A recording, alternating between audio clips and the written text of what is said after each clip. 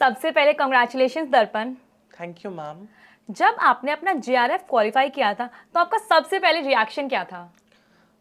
जब सबसे पहले मैंने जेआरएफ क्वालिफाई किया था तो मैं बहुत एक्साइटेड था। और सबसे पहले मैंने अपना कट ऑफ लिस्ट चेक करा था रिज़ल्ट से पहले।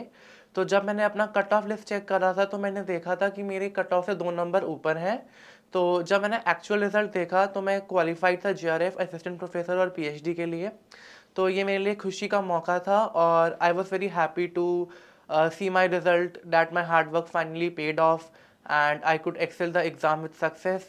एंड देन आई स्टार्टेड कि मैं पीएचडी की प्रपोजल की तैयारी मैंने शुरू कर दी और ये थी मेरी पूरी journey. Okay, that's great. So Darpan, आपने यूजीसी नेट मैनेजमेंट की प्रिपरेशन कब और कैसे स्टार्ट की? कोई स्पेशल स्ट्रैटेजी थी जो आपने फॉलो की थी?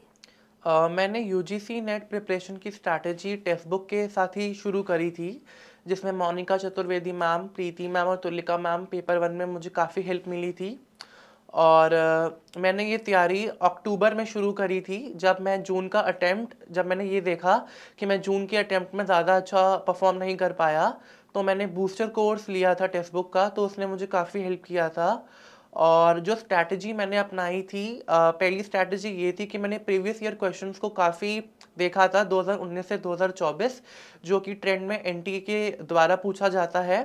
और मैंने मॉक्स और सेक्शनल टेस्ट लगाए थे जो कि टेक्स्ट बुक प्लेटफॉर्म के काफ़ी अच्छे लेवल के हैं। तो इन दो चीज़ों ने, और मैराथॉन्स जो यूट्यूब पे होती हैं, जो भी मोनिका मैम, तुलिका मैम और प्रीति मैम ने कराई थी, तो मैंने सारी उनका एक्सेस लिया था। उनकी फ्री सेशंस, उनके जो ऐप पे क्लासेस होती हैं मास्टर क्लास, तो मैंने उन सबका एक्सेस लिया था। तो उसने मेरी प्रिपरेशन में काफ़ी हेल्प करी थी। आपके प्रिपरेशन के दौरान सबसे पहला चैलेंज क्या था और आपने उसको कैसे ओवरकम किया? मेरे प्रिपरेशन के दौरान जो पहला चैलेंज था वो था टाइम मैनेजमेंट, क्योंकि यूजीसी नेट एक कॉम्पिटिटिव एग्ज़ाम है, तो इसमें टाइम मैनेजमेंट एक बहुत क्रूशियल रोल प्ले करता है। तो मॉक्स ने मेरे को ये सिखाया कि एक क्वेश्चन को आपको एक से ज़्यादा मिनट नहीं देना, क्योंकि वो आप लिमिटेड टाइम में सॉल्व करना पेपर को ही आर्ट है, और वही आपको आपका सिलेक्शन जेआरएफ या नेट या पीएचडी दिलाता है। और मैंने मॉक्स से ये भी सीखा कि एक्चुअल में एग्ज़ाम जो है, जो हमारी परीक्षा है, वो कैसी आती है। और जो सबसे बड़ा चैलेंज मेरे लिए ये भी था कि पेपर 1 में कुछ यूनिट्स हैं, जैसे हायर एजुकेशन हो गया, जैसे इंडियन लॉजिक हो गया, तो वो और मैनेजमेंट बिल्कुल एक अलग अलग डोमेन्स या एक अलग अलग फील्ड्स हैं। तो उनको मैनेज करना साथ में थोड़ा मेरे लिए मुश्किल था। तो मैंने उसको काफ़ी अच्छे से और काफ़ी अपनी प्रिपरेशन के से टाइम देकर उस चीज़ को मैनेज करा और उस चीज़ पे विजय पाई। दर्पण, आपने टाइम मैनेजमेंट कैसे किया था? स्पेशली पेपर 1 और पेपर 2 के बीच में बैलेंस कैसे मेंटेन किया? तो मैंने पेपर 1 और पेपर 2 में एक अच्छा सटीक बैलेंस मेंटेन करा था। और पेपर 1 और पेपर 2 में मैंने रोज 2 घंटे लगभग पेपर 1 को देता था, और पेपर 2 को भी 2 से 3 घंटे देता था, क्योंकि पेपर 2 में मैंने अपने मास्टर्स, अपना बैचलर में पढ़ा हुआ था, क्योंकि मेरी जो मास्टर्स है वो मैनेजमेंट में ही है। तो उसने मुझे काफ़ी हेल्प करी। लेकिन पेपर 1 की तैयारी के लिए मुझे काफ़ी एक्स्ट्रा एफर्ट्स डालने पड़े, क्योंकि वो एक न्यू टॉपिक था मेरे लिए। तो उसमें हमें डिफरेंट यूनिट्स पढ़नी पड़ती हैं, जैसे ICT, research, Indian logic, higher education, people development, environment. तो इन सब यूनिट्स को मैंने इक्वल टाइम दिया और एक भी क्वेश्चन नहीं छोड़ा। और टाइम मैनेजमेंट मैंने ऐसा करा कि मैंने अपने आप को टाइम बाउंड करा कि मुझे ये क्वेश्चन में 20 सेकेंड से ज़्यादा नहीं देना। और मैंने अपना टाइम ज़्यादा से ज़्यादा क्रोनोलॉजी बेस्ड क्वेश्चंस को दिया, जो कि एक अच्छी मात्रा में यूजीसी नेट मैनेजमेंट में पूछा जाता है। Okay, thank you. आपने कौन से स्टडी मटेरियल्स या बुक को प्रेफर किया था जो एस्पिरेंट्स के लिए काफ़ी हेल्पफुल हो सकते हैं? पेपर 1 के लिए मैंने टेक्स्ट बुक का मटेरियल भी यूज़ किया था, और मैंने केवीएस मदान एक किताब है वो भी यूज़ करी थी, जो कि काफ़ी आपकी प्रिपरेशन में हेल्प करती है। लेकिन मैं ये भी बोलूँगा कि आप डिफरेंट यूट्यूब प्लेटफॉर्म्स, जैसे इवन टेक्स्ट बुक जो आपको मैराथन प्रोवाइड करता है, उसमें लेटेस्ट ट्रेंड के क्वेश्चंस होते हैं जो कि एनटीए में आजकल पूछे जाते हैं। तो केवल ये बुक्स सफिशिएंट नहीं है, आपको बियॉन्ड द बुक्स भी पढ़ना पड़ेगा, अपनी नॉलेज इन्हांस करनी पड़ेगी, काफ़ी करंट अफेयर्स पढ़ने पड़ेंगे, ताकि आप एक एच पा सके एग्ज़ाम में।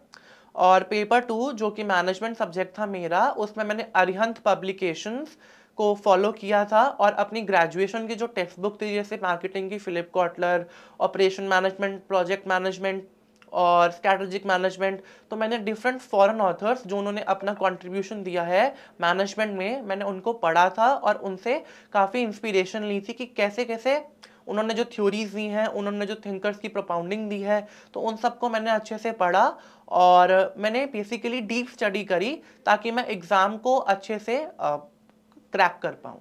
दर्पण, एक मोटिवेशन मैसेज जो आप उन एस्पिरेंट्स को देना चाहोगे जो अभी 2025 नेट के लिए प्रिपरेशन कर रहे हैं। तो मोटिवेशन मैसेज जो मैं 2025 एस्पिरेंट्स को देना चाहूँगा कि वो अपनी स्टडीज़ के साथ कंसिस्टेंट रहें, लॉयल रहें, डेडिकेटेड रहें और एक स्ट्रक्चर्ड अप्रोच फॉलो करें अपनी प्रिपरेशन को सक्सेसफुल बनाने के लिए। So Darpan, according to you management subject का सबसे टफेस्ट टॉपिक कौन से हैं और उनमें कैसे प्रिपेयर कर सकते हैं? मैनेजमेंट सब्जेक्ट का सबसे टफ टॉपिक जो हर एक एस्पिरेंट को लगता है वो है अकाउंटिंग और फाइनेंस, क्योंकि ये बहुत टेक्निकल है और उसमें काफ़ी न्यूमेरिकल पूछे जाते हैं। तो अगर आपको ये अच्छे से प्रैक्टिस करना है, सॉल्व करना है, तो आपको न्यूमेरिकल बाय हार्ट और एक एक क्वेश्चन को सॉल्व करना पड़ेगा और जो भी कॉन्सेप्ट्स हैं, जो भी थ्योरीज हैं और जो भी उसके पीछे लॉजिक है उसको बाय हार्ट लर्न करना पड़ेगा और रोज़ प्रैक्टिस करना पड़ेगा ताकि आप उसके टच में रहें। आपकी रिवीजन स्ट्रैटेजी क्या थी? कैसे इंश्योर किया कि पूरा सिलेबस अच्छे से रिवाइज हो जाए? मेरी रिवीजन स्ट्रैटेजी ये थी कि मैंने मोनिका मैम के जो सेशंस थे, लाइव सेशंस, चाहे मैराथन हो, चाहे पेड क्लासेस हों, चाहे मास्टर क्लासेस हों, मैंने उनको अच्छे से रिवाइज किया क्योंकि उसमें काफ़ी जो इम्पोर्टेंट क्वेश्चंस थे वो कवर करे गए थे और जो भी टॉपिक मैं पढ़ता था मैं उसका एक सेक्शनल टेस्ट लेता था ताकि मैं ये जान पाऊँ कि मुझे वो कॉन्सेप्ट समझ में आया है, नहीं आया, और मैं हर 7 दिन बाद उस कॉन्सेप्ट को रिवाइज करता था ताकि मैं उस कॉन्सेप्ट को रिलेट कर पाऊँ और अपनी तैयारी को आगे बढ़ा पाऊँ। How did text book help you clearing JRF? आपको किस तरीके की हेल्प मिली टेक्स्ट बुक से? तो टेक्स्ट बुक ने मुझे एक प्लेटफॉर्म प्रोवाइड किया जिससे मुझे अपनी जेआरएफ की प्रिपरेशन में काफ़ी हेल्प मिली। उसने मेरी प्रिपरेशन को पॉलिश करा जो कि मेरे प्रीवियस अटेम्प्ट में एक अच्छी कमांड नहीं थी। मोनिका मैम ने मेरी सब्जेक्ट की तरफ, मैनेजमेंट की तरफ इंटरेस्ट और कमांड को इन्हांस करा और पेपर 1 में तुलिका मैम और प्रीति मैम ने भी काफ़ी हेल्प किया और उनके सेशंस ने मुझे ये रियलाइज़ कराया कि मैं एग्ज़ाम टाइम में काफ़ी कॉन्फिडेंट रहा और जो मैं एग्ज़ाम दे पाया वो अच्छा दे पाया और टेक्स्ट बुक के जो मॉक्स थे, उनके जो सेक्शनल टेस्ट थे, उनके जो प्रैक्टिस मटेरियल था वो काफ़ी अप टू डेट है और उसने मुझे ऐसे क्वेश्चन से फेमिलियर कराया ताकि मैं रियल टाइम एग्ज़ाम में उनको अटेम्प्ट कर पाऊँ। ओके।